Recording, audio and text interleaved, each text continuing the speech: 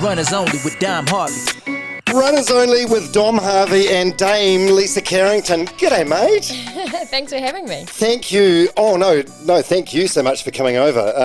This is an honour. We've spoken a few times over the years on my radio show, and it's great to have you over. I'm honoured. Yeah, it's funny because I think that The Edge was one of my first kind of interviews I did after I won my first World Champs back in 2011. So, yeah, thank you for having me. Set the bar very low for future radio interviews. Okay, are you ready for the awkward introduction? This is lengthy. Dame Lisa Carrington, the goat in the boat. Golden Arms, Lady on the Lake. Which one do you prefer of your nicknames? Lady on the Lake. Lady on the Lake. Unbeaten in over 10 years of kayaking, 5 Olympic golds and 1 bronze, 12 world titles. First Māori to win an Olympic gold. Is that accurate? Yeah, that was in 2012, but we've had many more. It seems nuts that no one won a gold before you. Yeah. Halberg Sportswoman of the Year 2016, 2017, 2018, 2019 and 2021. Presumably you would have got 2020 had it not been for COVID. Halberg Sportswoman of the Decade and the Halberg Supreme Award winner 2021. My God, that's exhausting. Yeah. And the thing is, you're not winding down. I feel like you're just sort of getting started. You've still got so much to give. Yeah, I mean, I guess I'm 33, and I guess there's an expectation that athletes, particularly women, maybe don't go as long. And I think after Tokyo Olympics last year, I guess I decided that, I think there's more. I haven't necessarily... I've managed to keep improving over the last 10 or so years. So haven't you just? So it's been... I'm super fortunate to have good people in my corner to help me kind of pave that way, and it's good. Yeah. Do you think female athletes, for the most part, as a generalisation, don't go as long because they have a break for kids or they retire early? Yeah, I think so. There's, that is one thing. I think we want to have families, and it does get obviously harder as you get older. And also, maybe sport's a thing that we shouldn't continue to do. I guess it's a... Says who? Yeah. Society. Yeah, I mean, it's not always a hard thing to maintain as well. The level of commitment, and I guess in a way, sacrifice. But I think I've found a way to really enjoy it. When I get, I guess, the enjoyment and the ability to improve all the time, it is really addictive to kind of just keep charging along. Yeah. There's something I wanted to bring up early on. You and I, we were direct messaging backwards and forwards on Instagram, and you, about a week ago, you sent me a message asking sort of the line of questioning and what the podcast is about. And then you explained to me, this is what you said. You said, I want to make sure it's a good one for you. And it got me thinking, are you a perfectionist, a people pleaser, or is it something else? I think there's always a bit of perfectionism, and especially being in sport, what I do, I guess you think that perfection will equal good performance. But that obviously over time I've realised that we kind of got to keep away from that kind of thinking. But yeah, I guess I want to do a good job. I want to share a good message. Oh my God! Because I saw a TV interview as well with your husband Bucky, and he made you were talking about what your go-to meal to make is, some pizza or something like that, and he made some throwaway remark about you being good at everything you do. So is it exhausting being you? Are you okay being shit at some things? Maybe I just don't do the things that I'm shit at. I don't know. Yeah. Yeah. No, I don't. I guess you have good people that pump you up. So. Yeah, well, that's cool. And another thing I wanted to bring up about you being here today for this podcast. Can you say no? Are you good at saying no, or good enough at saying no to things? It is tricky, but I prioritize my training. So I will say no if it impacts that, because to me that is super important, unless it's a family thing or something that's really important to me. But yeah, when I can justify it, and also I like doing things that are meaningful. So yeah. because you straight after this you're going out for a dinner with your husband. Yeah. I don't know what, I've never seen you at a restaurant, so I've got no idea what going out for dinner with Dame Lisa Carrington looks like. But I'm guessing you get asked for selfies. Do you say no if it's at an environment like dinner, or do you just like grit your teeth through it, get it over and done with, and then get back to your meal? I don't know. I feel like Kiwis are mostly respectful. Are they? Yeah, and I guess when not that I get asked for selfies heaps, but maybe like if I'm out for dinner, maybe there'd be one or two, but I think, that's fine. I guess I don't get to, people may not will not meet me again, and I would be scared to ask someone for a selfie. So I respect the courage. Yeah, respect the courage for sure. I reckon you're a bit of a people pleaser. Yeah, probably. Yeah. And I feel like I'm exactly the same. I've been out before with some well-known people, and they'll be like, "Oh, do you mind? Now's not a good time." And I sit there thinking to myself, the explanation that you've given is probably longer than what taking a photo would have been.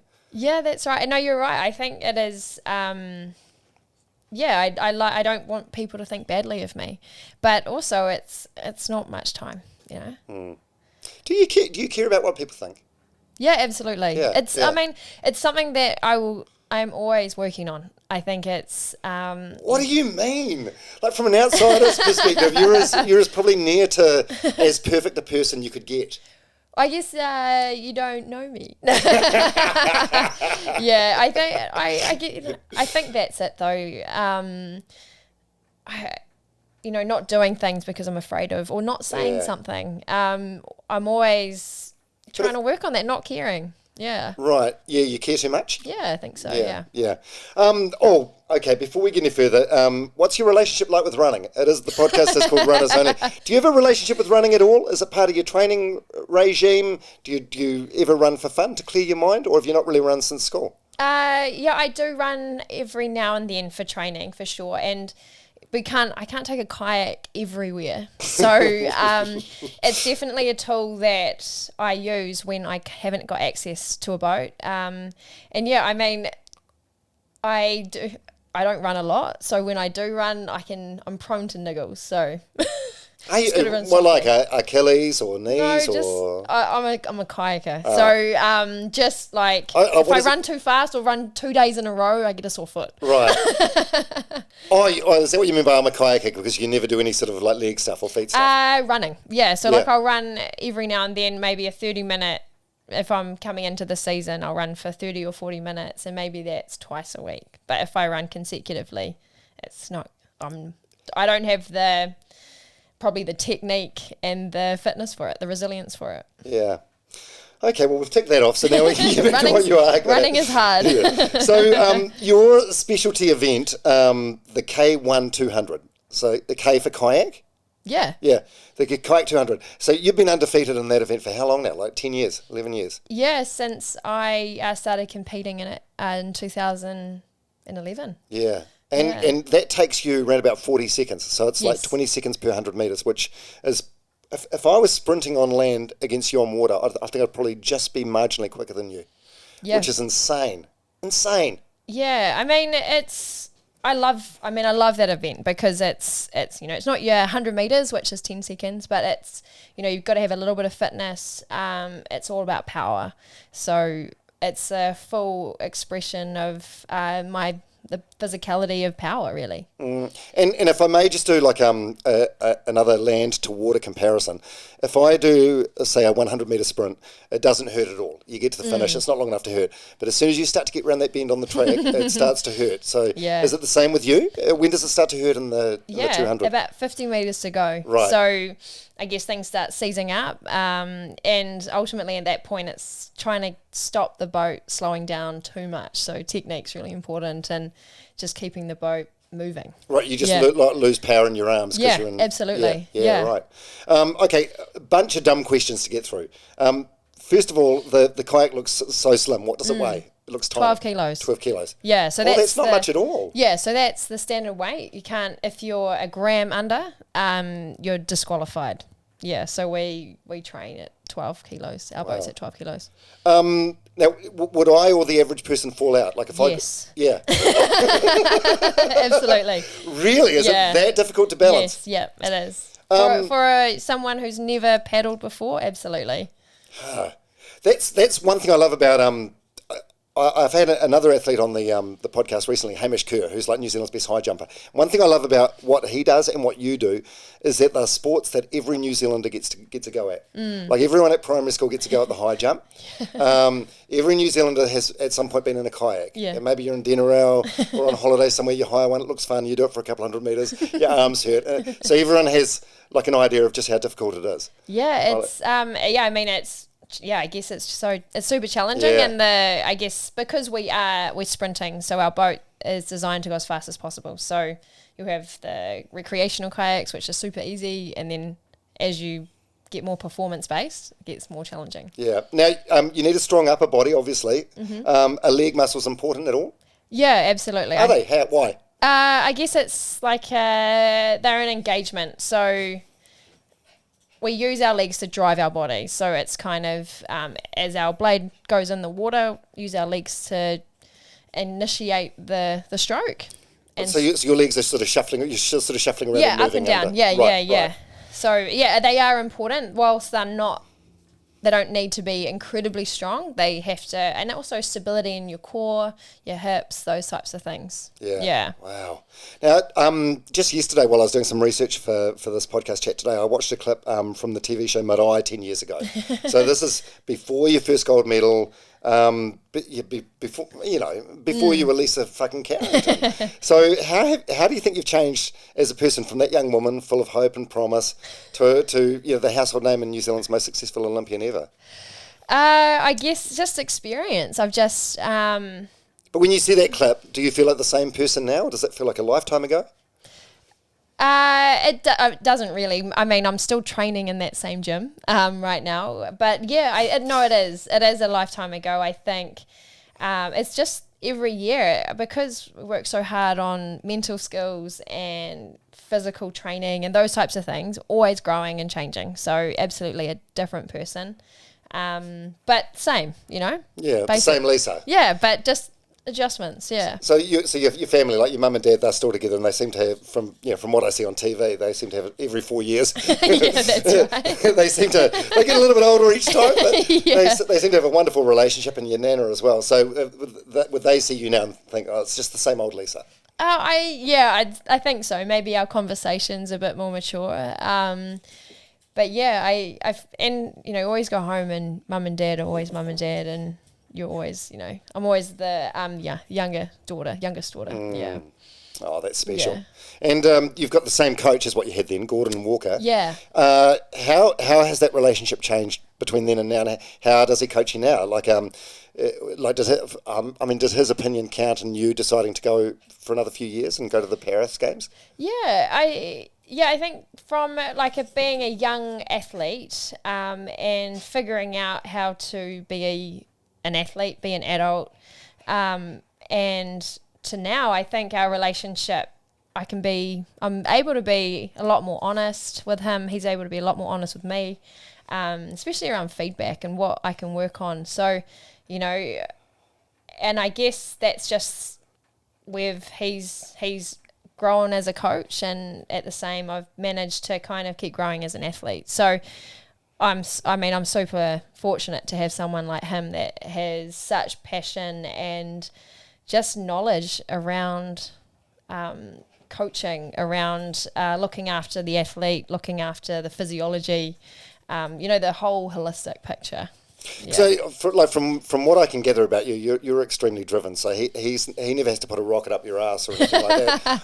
Is it more like talking you down, or being like a psychologist in a way? Do you know what I mean? Yeah. He never has a problem telling me to slow down. It's more so he's very That's good. A coach's dream, I reckon. But also I guess I'm also difficult in a way, because I ask for, so why is our training like this? What are the reasons behind it? Because I really want to understand what I'm doing. What am I doing to my body? How is my body going to change?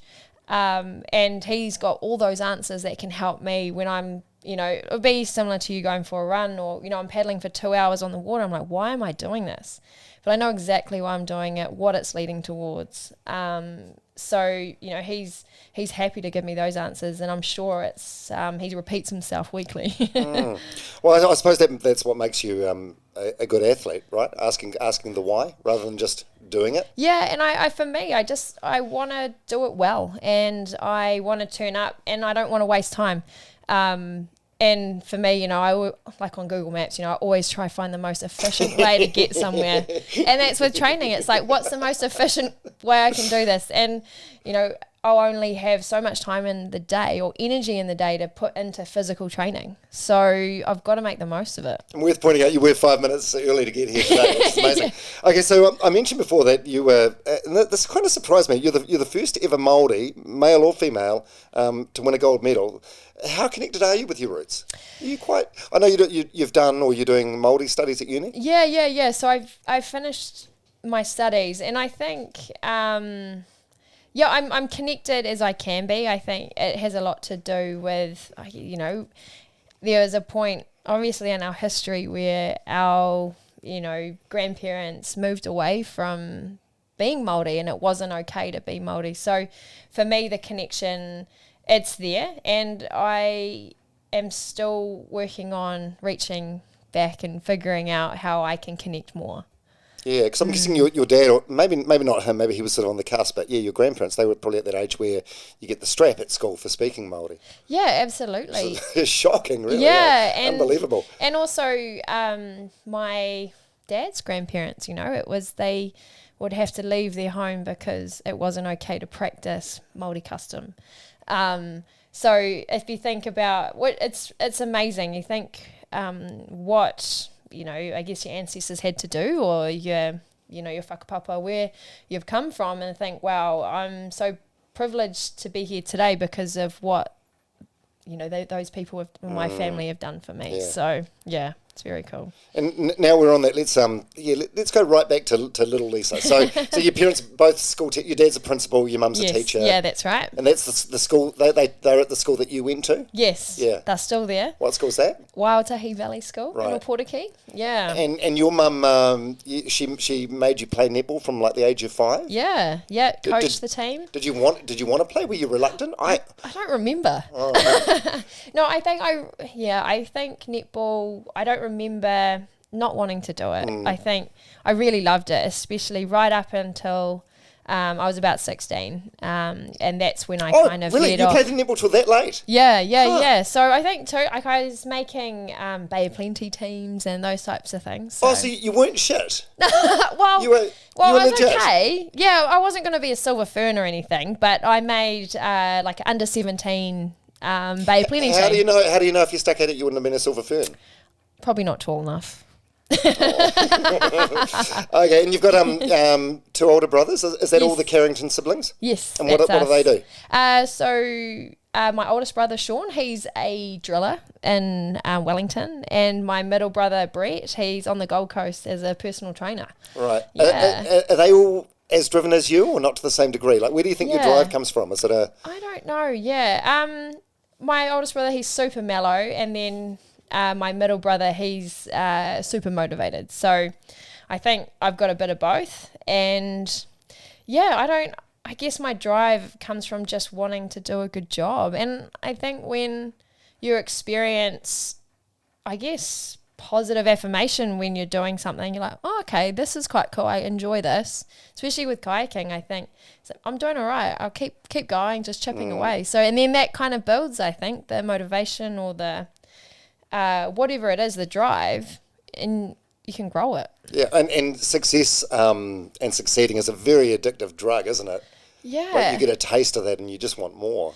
Yeah, and I think it's like putting it in, so it's not necessarily, I guess winning gold medals is amazing, but I guess it's not putting the pressure or trying to get that adrenaline or that motivation from the gold medal. It's like, well, we spend most of our time training, and races are big ones are every 4 years, so and also I think if it's just for the medal, it's a little bit hollow. So I think how do you mean it's a bit hollow? I think that it has to be more than the medal, or for me anyway. Like it's what, like the process? Yeah, the process, and I think the medal or the outcome isn't always written before you get there. So I think the acceptance of winning and of losing is a complete possibility. So it's about doing kayaking because I love doing it with the people that I'm doing it with. I love the growth, the challenge, the opportunities. And yes, it is also to compete. So there's more than just the medal, I think. So you'd be, under what circumstances would you be like, okay, going to the Olympics and not doing well? Like if you did a good time and, it's a time that you're happy with, maybe a personal best, and you didn't medal, you'd be okay with that? I don't know if I wouldn't be okay with it. I'm being honest. I wouldn't be okay with it. But I think the lesson you'd have to be. I think that if you've given it everything, right, and you haven't had a bad race. That's it. I think it's also something that my mum, I asked her, like, why did you get us into sport, especially quite early, especially team sports? She said, well, I wanted you to learn how to be a good winner and a good loser. And I think it's like, well, she didn't need to worry about the losing, did she? Not that yet. Backfired. Not yet, anyway.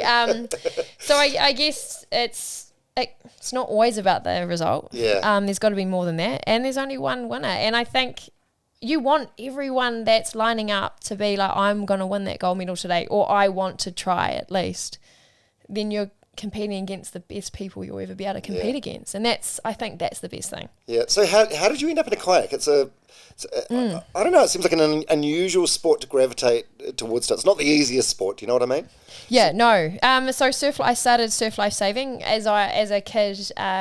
We moved to Ohope Beach, and my parents wanted me and my brothers, to learn how to be in the ocean and be safe, since we were living there.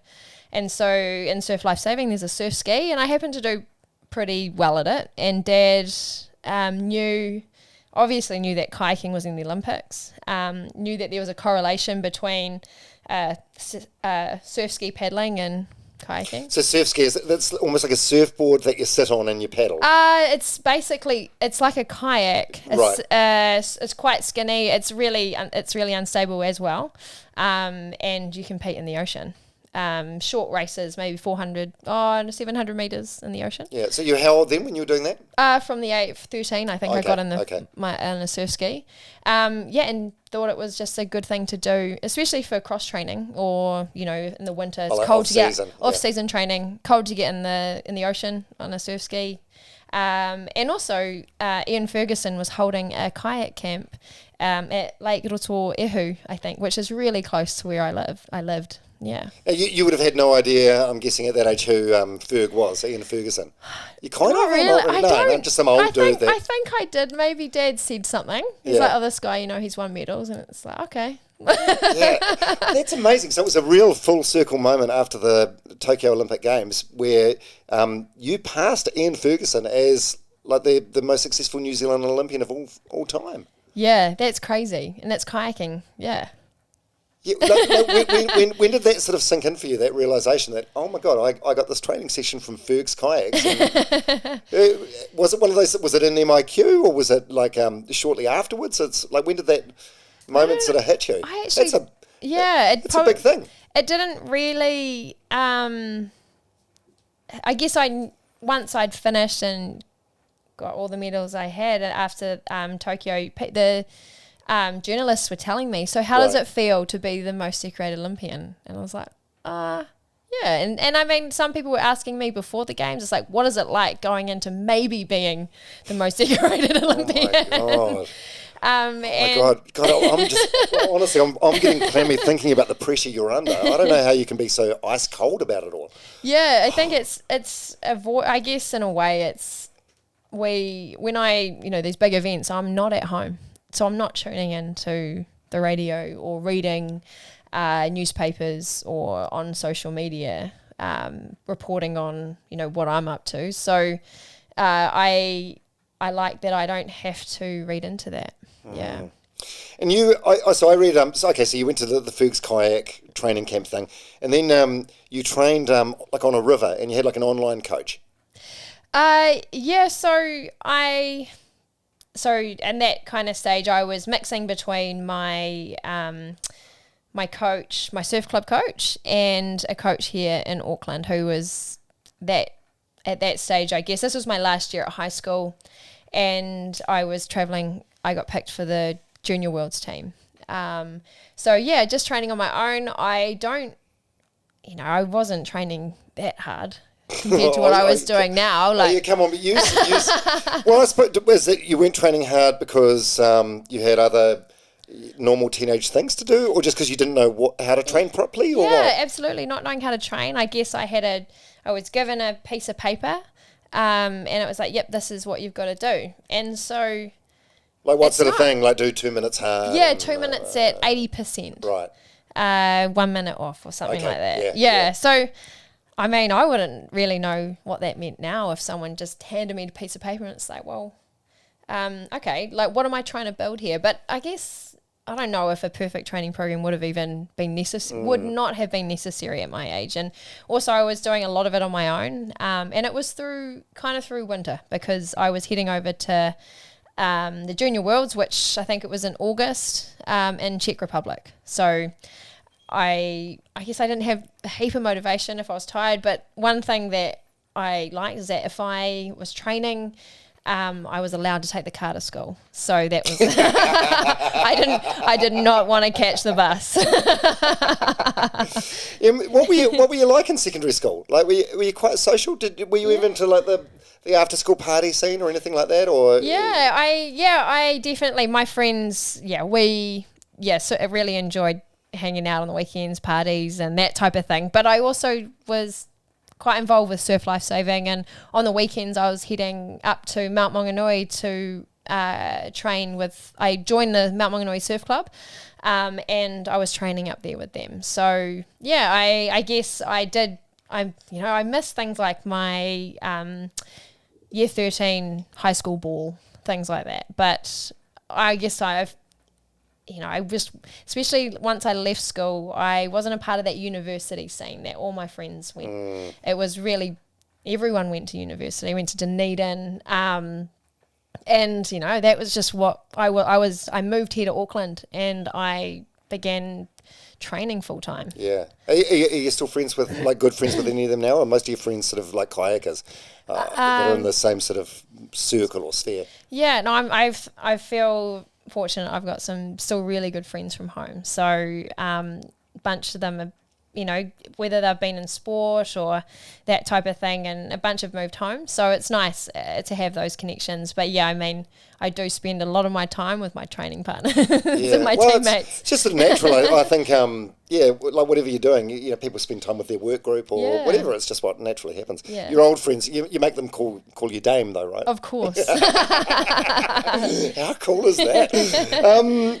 Can we for a second touch upon like your body and body image? The reason, like one of your nicknames I mentioned at the beginning of this, Golden Guns, seems like whenever you see an interview, like there's a lot of talk about about how you look, and you've got like a body that is perfect for functioning at the absolute highest level for what you do.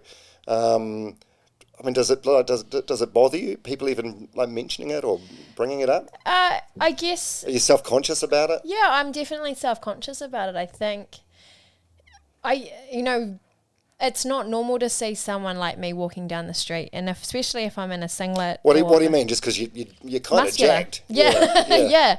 So I guess I don't really enjoy being looked at like that, and whether people are doing it or not, I guess I do feel self-conscious because it's something that people will say to me. Yeah. So I guess it's about not caring about what people think, loving who I am, and that's something that I think that I'm constantly working on. So yeah. I'm guessing knowing you as well as what I do, which is not that well, but if someone says to you, "Man, you're jacked" or whatever, you'd be like, "Oh, thanks," and laugh it off. But I mean, do you sort of eye roll on the inside that someone would even bring it up? I don't know. I think it's in what context or how how it's coming across. I think if it's joking or it's I guess it's interesting that has to bother me. But yeah, it definitely.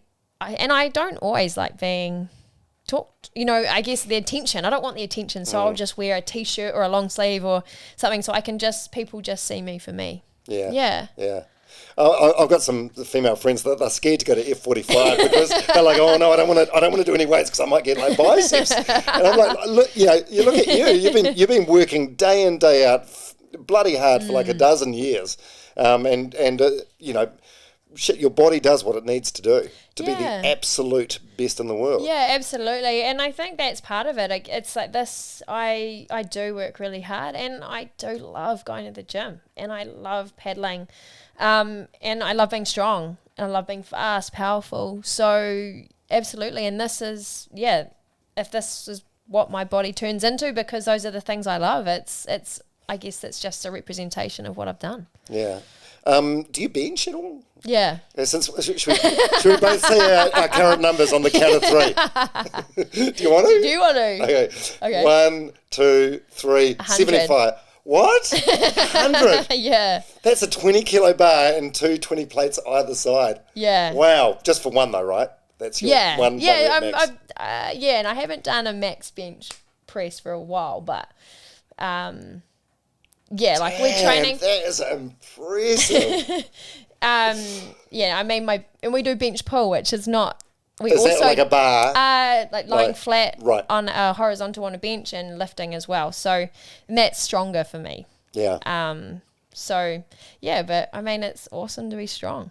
Absolutely, it is. I heard that when you and your husband moved into a house, like you were helping him, with the fridge. Did I read that in an interview somewhere? Yeah, it's a little bit annoying sometimes. I'm just tired from training. He's like, "Can you help me?" I'm like, "Oh, okay then." So you're tired from training. So what does an average day look like for you? So we're recording this in November. So is it sort of an easy time at the moment, or? Yeah, so the week ebbs and flows. So, like today, as a Wednesday, I paddled for 2 hours this morning, and then I went to gym at 11, and we did some kind of stability, rotational kind of strength training, and then I have the rest of the afternoon off. So that's that's just today. Okay, so 2 hours this morning. So what time are we talking? I'm on the water at 7. Okay. So you get up at 6, have a breakfast. Yeah. And I mean we're in Auckland and New Zealand, so it gets windy. So we have to and we're not on super early. At least it's light. But most of our training's done around then. And what's involved in that 2 hours? So this morning, because it was 2 hours, it was just like an endurance paddle, just paddling around Lake Pupuke. Around and around. Like at what sort of effort? You talked before about like 80% effort. Like a low endurance level. So like a running equivalent of just going for a long, easy run. Yeah. Okay. Yeah, that's right. Building cardiovascular fitness. Do you enjoy that? Yeah, I do. Yeah. Yeah. It's especially when you're fit, and I think I might not enjoy it if I go a little bit too hard at the start and then I'm, burnt too many matches and I'm crawling home. But pace it well and it's good. Do you know the matches? Where does the matches analogy come from? Because I've heard that as well. I think I heard it from Cameron Brown, the triathlete. I don't know actually. Just something we say if you've Yeah. So how would you explain it to anyone that's listening that hasn't heard the matches analogy before? I guess it's you only have so many matches, so if you don't want to burn them all. Yeah, so you can go easy forever, but you do a long burst and that's like burning a match. Yeah, if you start too hard, you're burning your energy. I guess it's like putting gas on the fire, and then you've got no more energy to burn. Yeah, so when you're doing your 200 events, you're burning the whole fucking box. Yeah, all at once, that's right. Yeah, okay, so you go for 2 hours, then you go home, have a shake or some breakfast or something. Yeah, that's right. Go home, some breakfast and a coffee, and then I'm back in the gym. For how long? Another couple of hours? An hour in the gym. Yeah, so it ranges, depending on what we're working on, what's the phase of training. And I guess and another day, like a Monday, we are on the water in the morning for just over an hour, back in the gym at 11, and then back on the water in the afternoon around 3:30 for some sprints. So it's always at least 2 trainings each day? Mostly, yeah. Yeah. Except for a Saturday where we do a long paddle. Longer than 2 hours? Oh, 2 hours is long. Yeah. So who's out there doing it when you're doing these 2 hours? Is it just you, or are there others as well? Yeah, so I guess I'm training in the high performance women's team. So we have a number of other females and whoever's around, I guess. And yeah, we go training. Man, this is what it takes, eh? Yeah, but it's a lot. Yeah. No, it's a funny thing for me because I suppose I don't know if you think of it this way, but it's like we see you on TV every 4 years or whatever. Like most New Zealanders, I know you've won like 12 world titles or whatever, but New Zealanders don't really know about the world champs. We know about the Olympics and the Com Games. Yeah. So you're not a Commonwealth Games event. So every 4 years we're like, oh, Lisa Carrington's still kicking ass. We don't see the 1,200 days in between where you're working twice daily to get that peak every 4 years. Yeah. It's a lot of time in the shadows. Yeah, that's right. And well, I guess that's what sport is. You know, you're not always going to be in the spotlight, and I don't know that.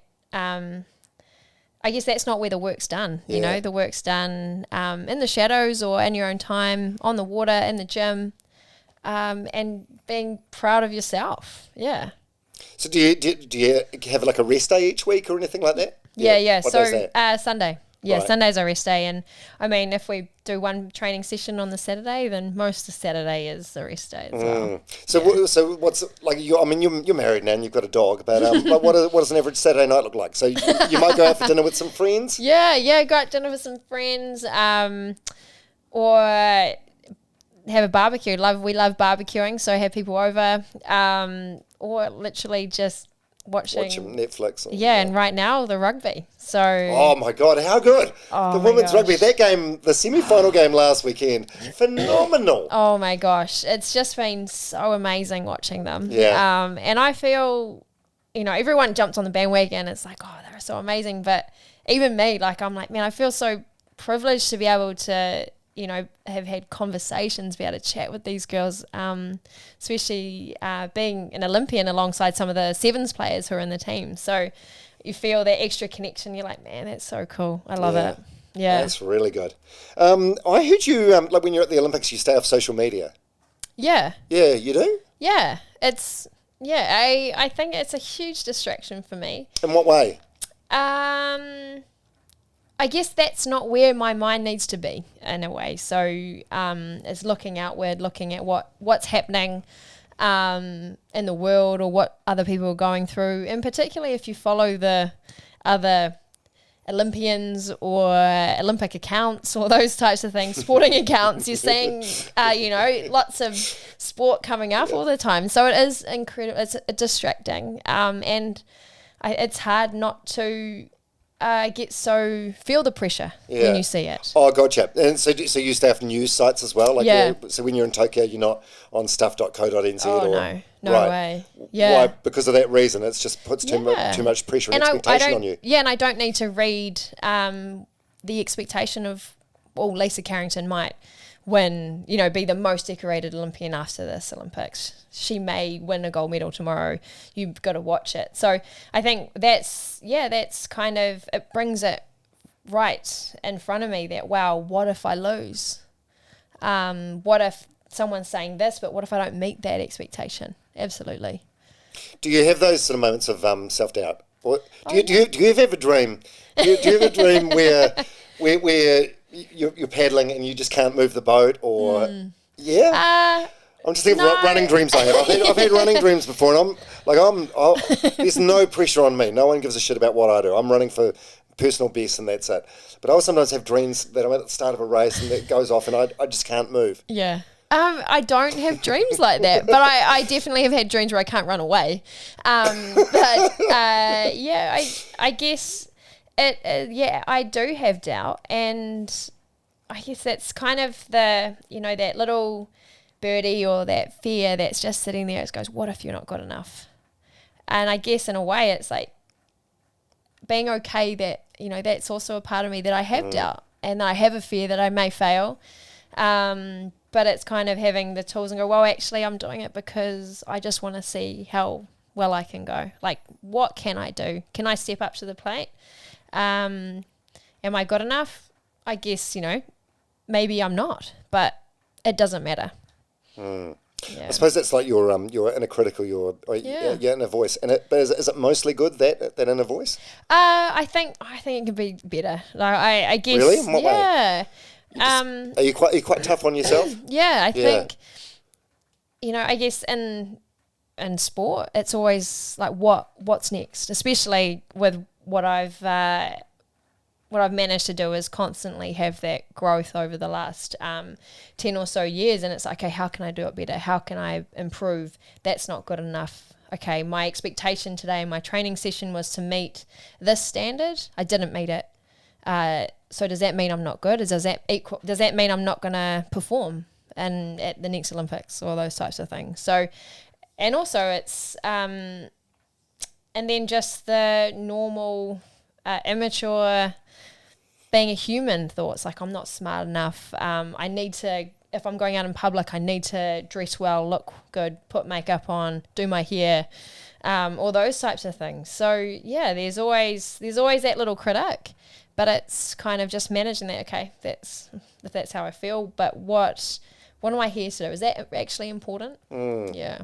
What do you, if you had to put a percentage on it, like what percentage do you think is like negative and mean to yourself like that, and what percentage is you're good, Lisa, you got this. Yeah, I think you're owning it. The tireder I am, it gets really tough. Yeah, so as the weeks go by and we do like a month training cycle, so we do 3 weeks on, 1 week off kind of thing.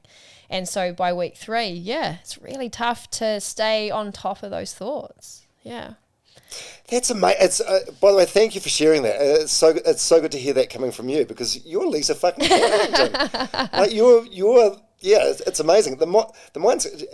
I know you've had. I want to get into this shortly. You've seen sports psychologists over the years. Have you ever seen a psychologist like just for your own personal self, or has it always just been a sporting one? The amazing thing is I've been able to have the same sports psychologist since I started. Yeah. So it is mostly personal, I guess, because sport, whether I think who you are, who you bring to sport or physical performance is so important. So there may be some performance aspects of psychology, but mostly it's who you are. So I'm constantly working on being better, trying to drop like what's expected of me.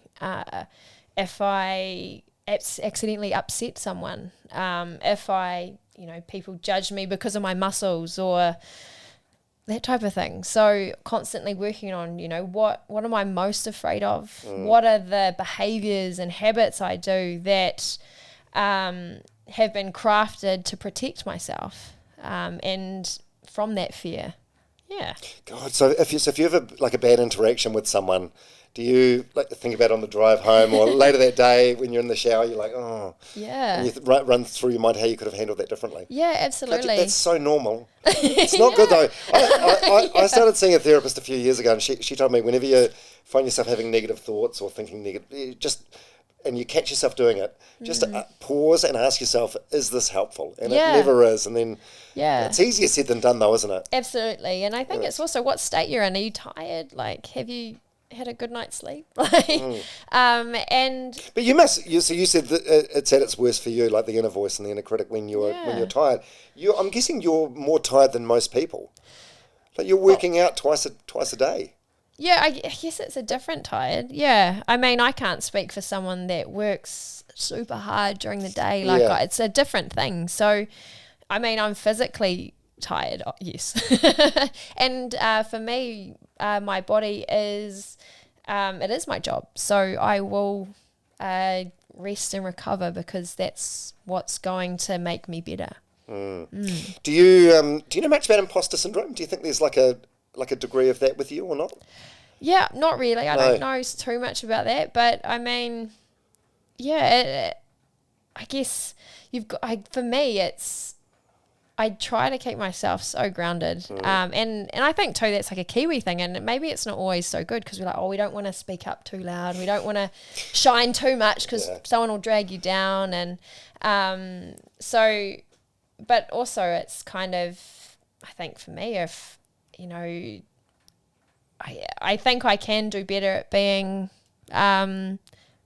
comfortable with being strong, being a woman, being good at what I do. Yeah. Oh, absolutely. You deserve to be. And you're a journaler as well, right? You journal daily? Yeah, absolutely. Yep, I do. How does that look for you? Is it first thing in the morning? Is it last thing at night? Yeah. I mean, something that's always stuck is first thing in the morning. So, I'll wake up, make a coffee, and journal. And I think I've tried little bits and pieces of, doing it in the evening and different times of the day, but it's just so easy for me. I'm a morning person, so if I want something to stick, I've got to do it in the morning. It's like doing the emails that you've got to get back to someone. Okay, I'll do it in the morning. So when you journal in the morning, is it like, I'm just trying to get a grasp of it. Is it like sort of like Dear diary? Is it sort of mapping out your day, or is it just writing down what you're grateful for? Is it like a gratitude journal, or it's kind of all those things. So I'll probably touch on the day before, what went well, and then I'll go into the day ahead, and I'll be like, okay, what am I looking forward to? Often especially because if it's a really busy day, I'll be like, okay, you got this, you can turn up, just be in the moment, have a concept for the day, like how I'm going to approach it. So for this morning, I guess I wrote something like, I had a long session this morning, so it's like, okay, just stay in the moment, enjoy being on the water for 2 hours, working on my technique, making the most of the moment. Then it's enjoying having, a breakfast and coffee with a friend. Just enjoy that. And I always write, today's going to be a good day. Really? That's how you sort of end it? Yeah. Yeah. How long have you been doing that? I think since, a little while. So maybe since 2015, 14. Oh, shit, ages. Yeah. Like diligently and religiously. Yeah. Wow. Yeah, it's a really, because I really love coffee. And who doesn't, sister? It perks me up in the morning. So especially when I'm overseas. So I'll take, I'll grind my own beans and I'll make a little brew. So that's the whole process. Yeah, it's the process. And then just sitting down, writing it out. And so I don't know, it's something that really anchors me for the day. And I find that, for me, planning is super important, and I find I have to, not that I'm incredibly good at it, but it's something I know I need to do to stay on top of everything. So I'll plan. So I'll just, what have I got today? Okay, cool. When I'm going to eat, when am I going to have my rest, make the most of the rest, and looking ahead, it's like, oh man, it's going to be a busy week. So when I need to go to bed early, those types of things. Yeah. What sort of time are you in bed? It does range a little bit, but I am mostly asleep by 9:30. Yeah. Yeah. That's so cool about the journaling. There's something else that you said that's it's been playing on my mind through this whole chat. Just that you worry about like what people think about you, because I'm thinking like I can't imagine anyone would ever have a bad word to say about you. Do you mean like strangers, like New Zealanders in general, or do you mean like people that you know? Yeah, both probably. Yeah? I think and maybe that's what I've curated, just to be not too outspoken, to not have sides or particular opinions on things, not to really piss people off. In some ways, do you wish you could be? A bit more like Valerie. Yeah. Oh man, I love those people because they are so confident. You? No, it's not me. Yeah, and I think also I know that I might change my mind. What I say isn't always going to be maybe what I believe the next day. So if I'm going to say something, I've got to be sure that it's the right thing. That's unbelievable. Like you're one of the most loved people in New Zealand. Like no one. No, I mean this like sincerely. Like everyone adores Dame Lisa Carrington. Like as I said, like we don't see you in the shadows. Like we don't see you day in day out. We see you every 4 years, but you're smiling. You usually got a gold medal. So it's amazing that you'd worry about what people. So you know that people love you. Are you just worried that you'll say the wrong thing and they'll turn on you? Yeah, or I'll hurt someone. I think it's not nice to be on the other end of something that someone said and it being, not nice at all. So I guess, but that's, that's a work on. Just not to, no, I don't want, the thing is I don't want to take anything away from someone, but I'd love to uplift them. So at the very least, I don't want to take anything away. Yeah. Oh, I like that. I like that a lot. So during my radio career, like it was my sort of job to be kind of polarizing and poke the bear a little bit and push boundaries. And I'm in a space now where I don't have to do that and I don't want to do that. And I like the sort of conversations I'm having now. And I'm probably the same as you. Like I just don't want to, life's hard enough for people. So I don't want to do anything that's going to make anyone feel bad. Yeah. And I think too, it's something that I really have enjoyed. It's something that I've learned over the years is just learning to have empathy for people, what their situations. And I think when I can really, maybe someone does something super strange, I don't understand, but go, well, actually, I don't know what they're going through and it doesn't have to bother me. Just let it go. Yeah. Yeah. Oh, that's cool. Well, during the Olympics in Tokyo last year, after one of your gold medal wins, you made a speech and I tried to find it online. I couldn't find it online, but you said something like you've got a love-hate relationship with the sport. Do you remember that? You said you love it or you hate it at the same time? Maybe the 500 event. Yeah. Yeah, so the K1 500. What does that mean exactly? It is the toughest race. So it demands everything from me. So for me to race that race the way that I have to be incredibly confident it is going to hurt and I just have to push all the boundaries. So for me, I love it because it pulls me into a space that I'm afraid to go into, physically, mentally, and mostly it is probably I'm just afraid of hurting because it's a minute 50 give or take and yes, I'm guessing it's comfortable for maybe the first 20 seconds. Yeah, and then it is a tough race because you have to have a good strategy around it. You don't just go as hard as you can. There's a pacing element to it, but you're still sprinting. So, yeah. Right. Oh, that makes perfect sense. I understand that. I think anyone that does any sort of sport, regardless of what the level they're at, if they try and do the best they can, I think everyone can probably relate to that. The feeling of like putting yourself willingly in the hurt locker. Absolutely. And I'm not one to put myself in a place where I might fail or it's going to hurt. So that's why that event is so it's helped me kind of realize my potential. Yeah. Can we spend a little bit of time talking about your partner and your dog? Yeah. So your husband, you're married now, right? Yes, I am. You guys got married in March. Oh, congratulations! Yeah, this year. Yeah. How was it? How was the wedding? It was great. Yeah, I guess at that time we could only have 100 people at the wedding, so it's crazy. We're not in that world anymore. Yeah. But yeah, it was a wicked day. The food, my family, my friends. It was the coolest time.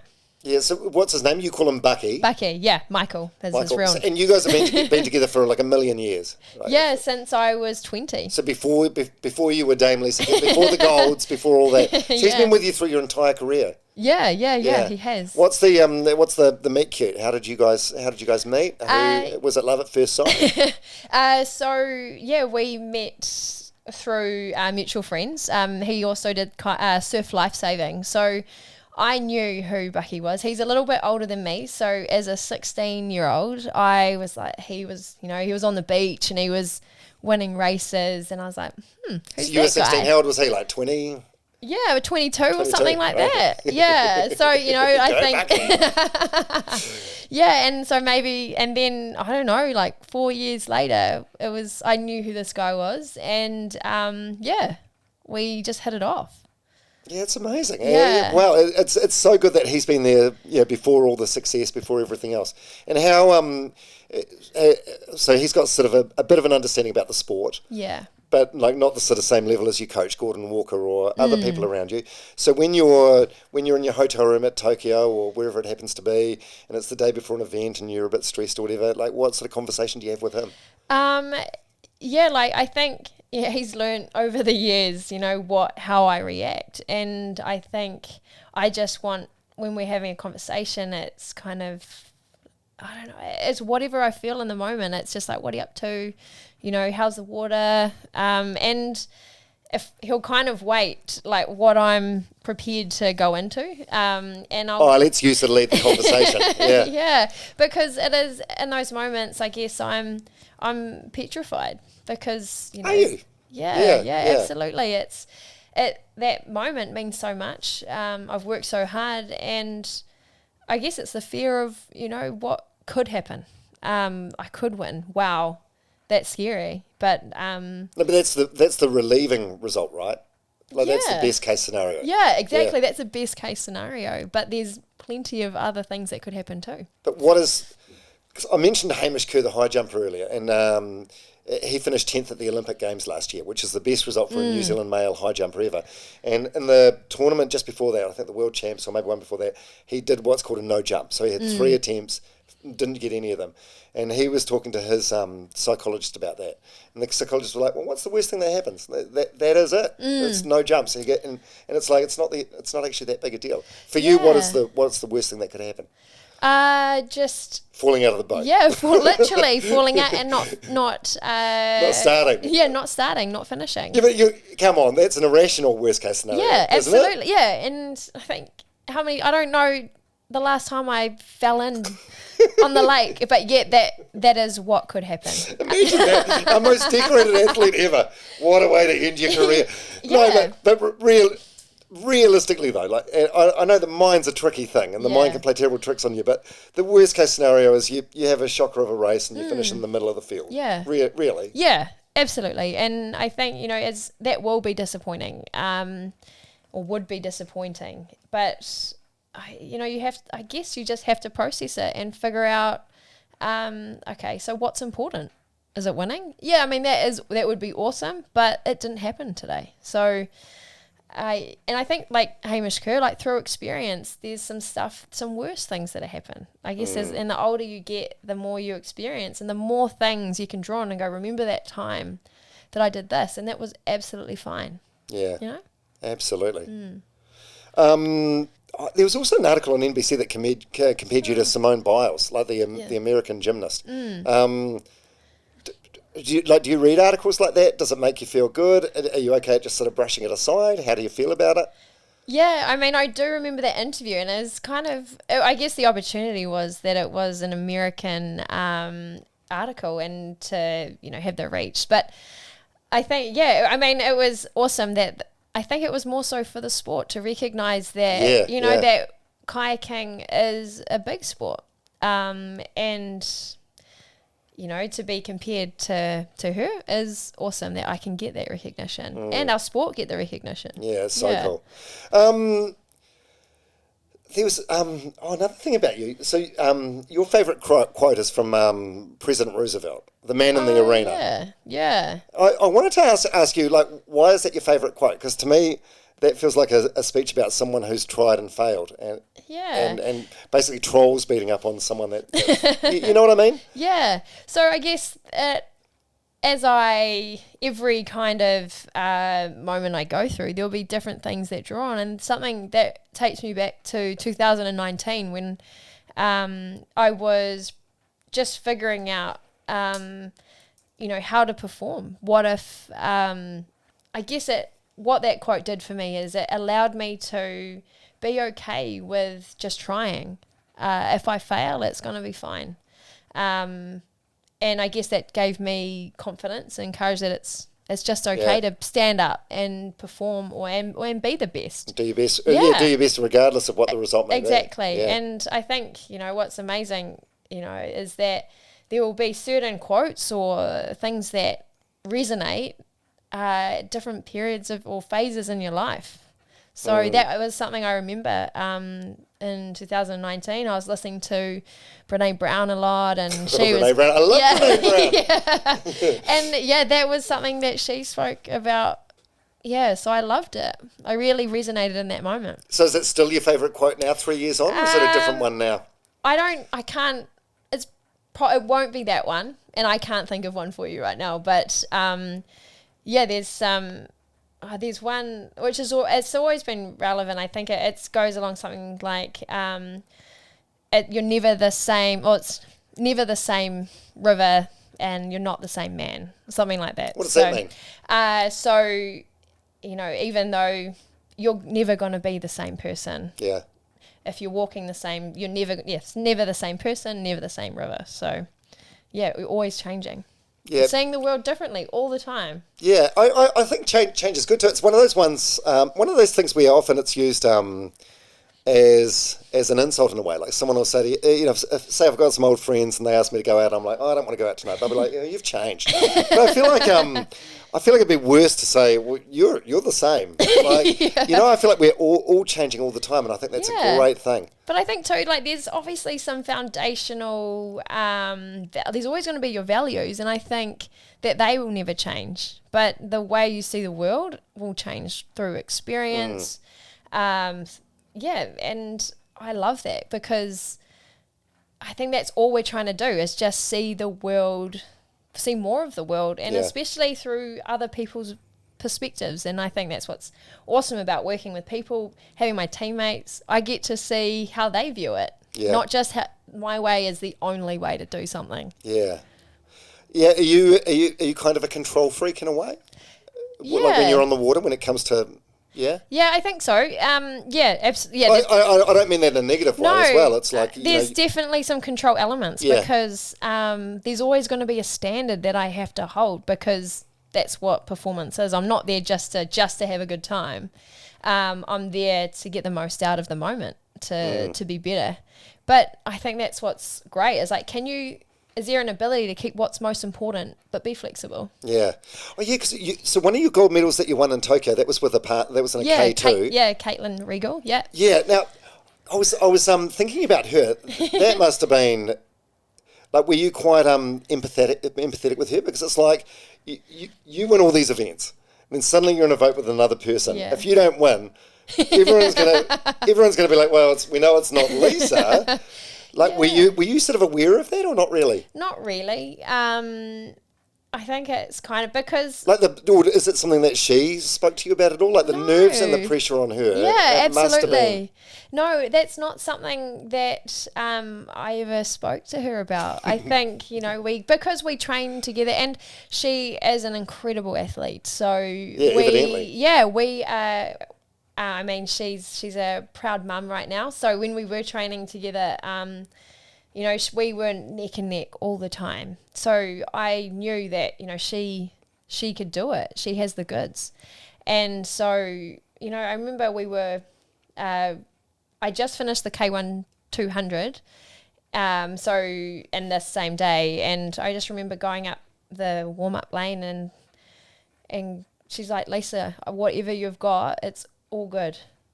I'm just happy. I just want you in this boat. So for me, that just released me from being scared that maybe I wasn't going to be able to give everything I could to that moment because I just finished the race. Oh, so if anything, you thought you would be like the weakest link in that boat because you're fatigued. Yeah. Yeah, right. So I think what she did for me in that moment, she's like, no, actually, it doesn't matter.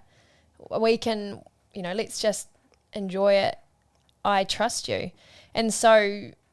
I guess what's so special is that she could do that for me, and then I could be there completely with, like, you know what, I'm not even thinking about what if I don't have all the energy I need. Yeah. Oh, I feel stupid now. What a dumb thing to think. And but that's from like the armchair perspective of a New Zealander that watches kayaking every 4 years. Yeah. I mean, I guess it is, you know, we all have different ways of dealing with it and seeing Yeah, I mean, she would have been under a heap of pressure because in that day I had 4 races and I was on the water, off, eating, ice vest on. People were shuffling me around. So her responsibility was to make sure she knew what we were doing for our warm up, getting me on the water, making sure. So she was in the, in the room, watching me finish my racing in the K1 200, so absolutely. Yeah. Wow.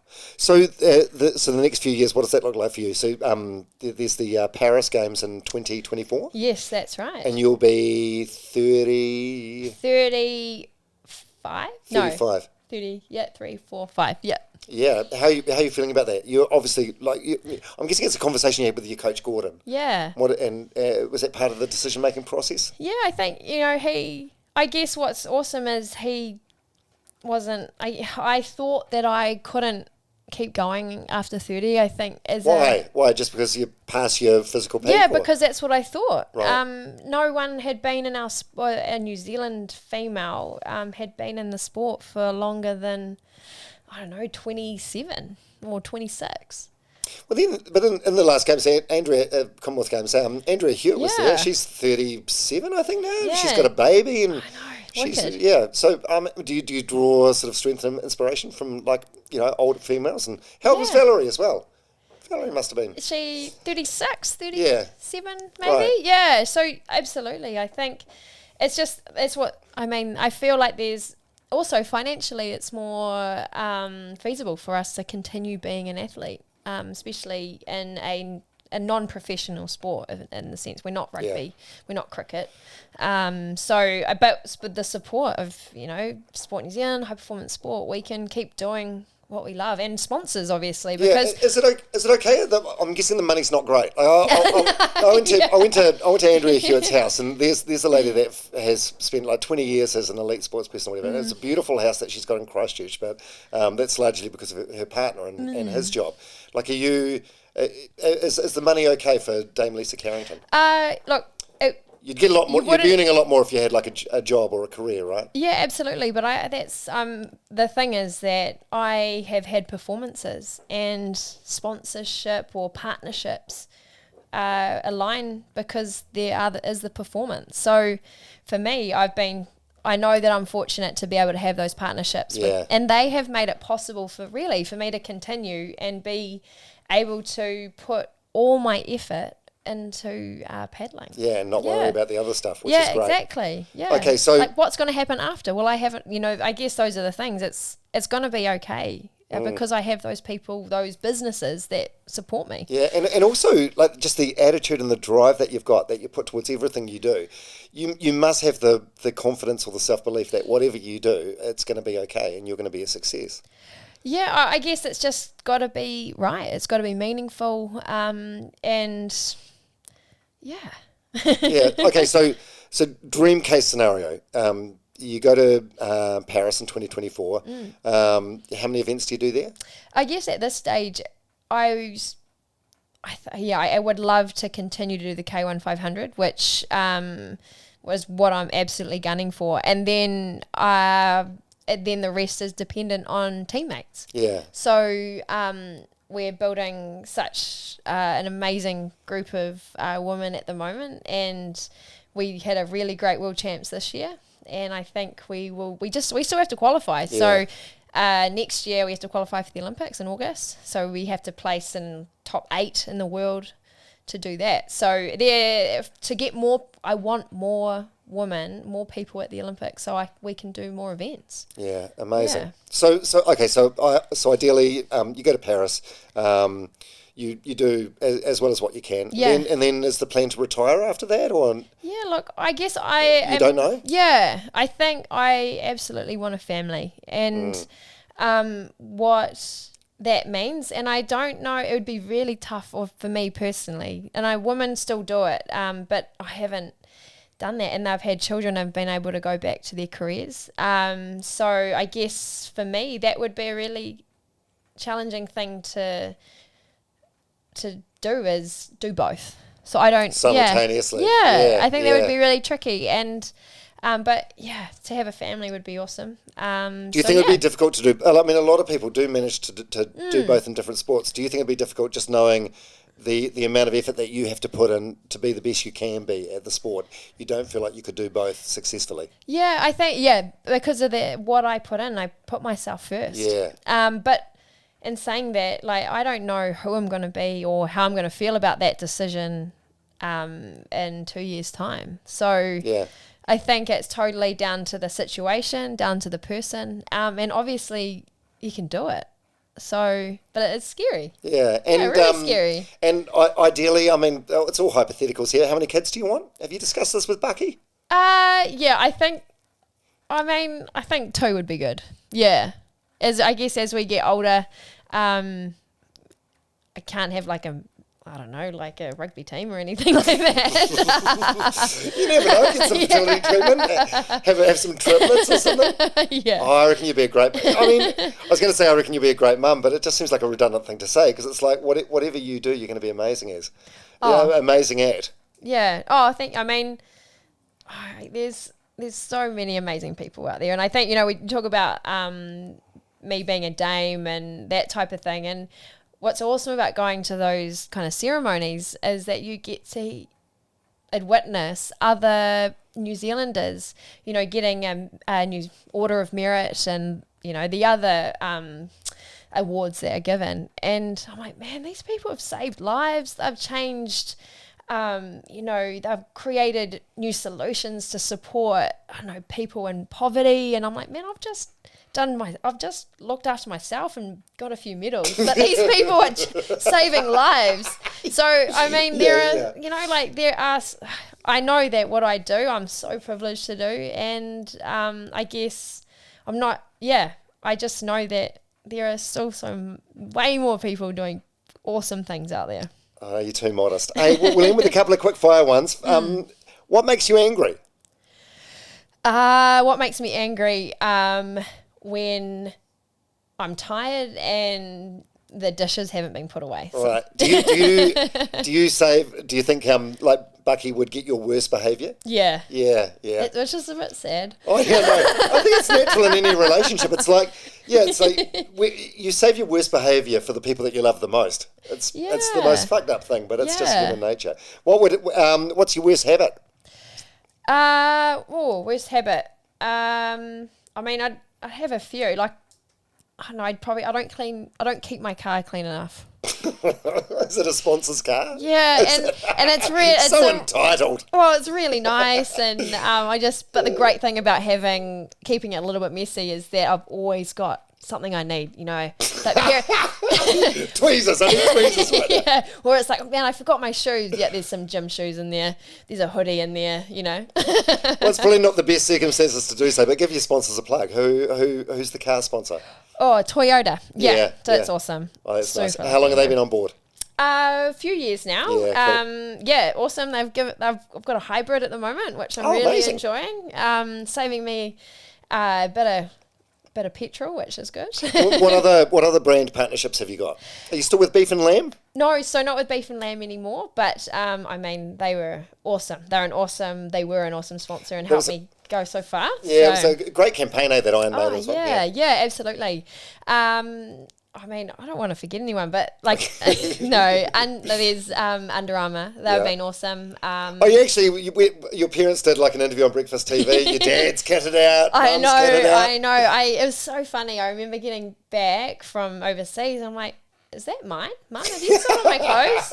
And they're like, oh, no, they gave it to me. And I'm who else is there? And I like people like Everlou, which is a skincare brand, which is awesome. So obviously being out in the sun all the time. Yeah, you need that. Yeah. And you mentioned your worst habit about having the dirty car. What would Bucky say your worst habit is? Not packing the dishwasher properly. What, are you knives up or knives down? I like to knives up, cleans them.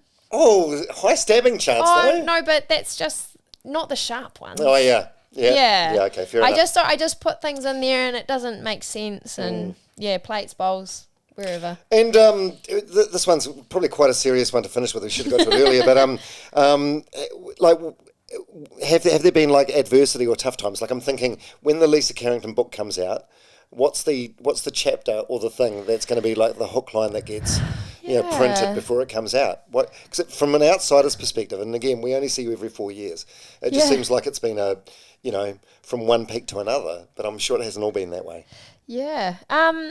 This is always a tough one, I guess.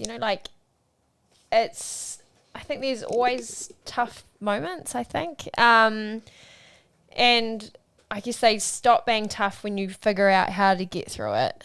I guess I'm pretty fortunate. I haven't had to go through huge adversity. But I guess the challenge for me is just trying to perform at the highest level and still be a normal human.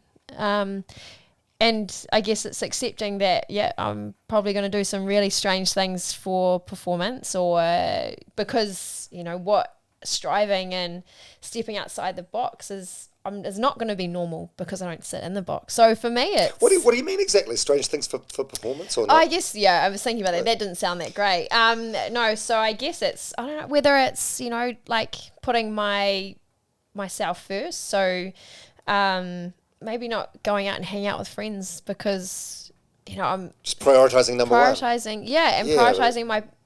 me and looking after myself. And for, I guess, my job.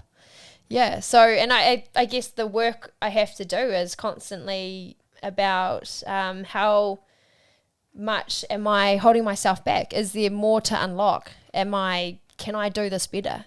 Where are the gains that I'm going to get? So the exploration of getting the most out of myself is, that is tricky, but you have to put yourself in some challenging situations to kind of let go, not care what people think, fail. Because those are the moments that you kind of learn the most. Oh, 100%. Yeah, you learn more from your fails than from anything else. Well, when you're under so much pressure, you're like, wow, why, where is this feeling coming from? Why am I reacting in this way? Why am I so afraid to do this? Is it because, if I fail at... I think when I think of failure, I kind of think about the gym and doing an exercise that I can't do.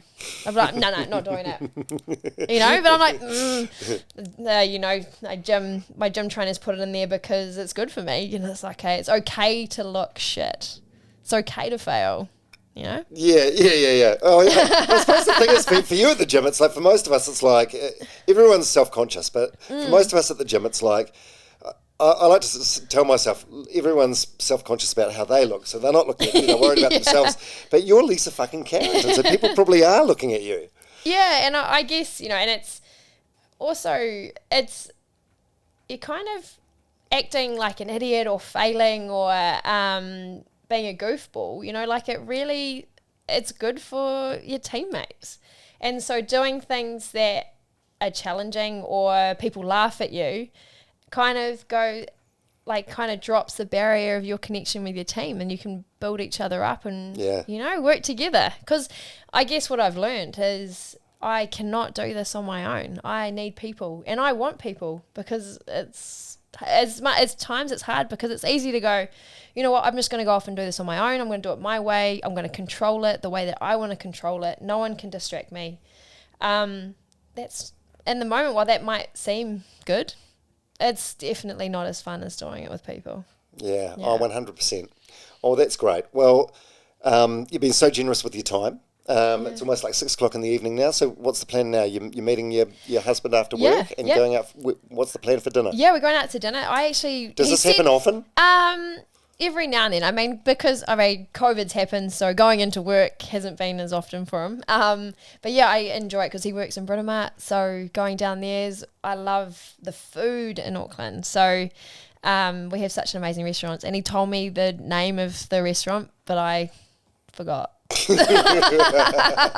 Oh, cool, see you there. Oh, that's great. Well, I think work-ons after today, we need to work on that inner voice, that inner critic. Oh, absolutely. But I feel like that's not just you or me, that's everyone that's listening to this. Got to silence that voice somehow. Yeah, or maybe not silence it, but maybe shed a bit of light on, I'm good enough. I'm strong, I can do this, and just believing in yourself a bit more. Yeah. And that's coming from Lisa Carrington, New Zealand's most successful Olympian of all time. Yeah. you have those thoughts. Imagine what the rest of us have. Oh, look, I think, we all do, right? Yeah. Like, it's just human to be, oh man, I'm not good enough. What if I fail? So, yeah, it's something that we all need to work on, and it's crazy. You think, I mean, it's something I've thought about in the last year. It's like I don't talk to myself that nicely, and I always knew it. There's always a lot of be nice to yourself, be kind. You're like, yeah, okay, yeah, but what does that mean? It's like, man, if I really listen to how I'm talking to myself, I'm not smart enough. I'm not tall enough. All those things. It's like, wow, okay, that's the subtle things, Yeah. Well, that's a great message. And I know one of your things is you like to, be a better person today than what you were yesterday. And I can honestly say, as someone that's known you and interviewed you for the first time 10 or 11 years ago, not that there was anything wrong with you at all then, like you were lovely, but I think you're a better person now than then for sure. Yeah, I mean, it was like 11 years ago? Yeah. Absolutely. I think I've done a few things. Yeah, haven't you just? Dame Lisa Carrington, thank you so much for your time. Can't tell you how much I appreciate it. Cool. Thank you, Dom. And best of luck for the future. Cheers. Thank you.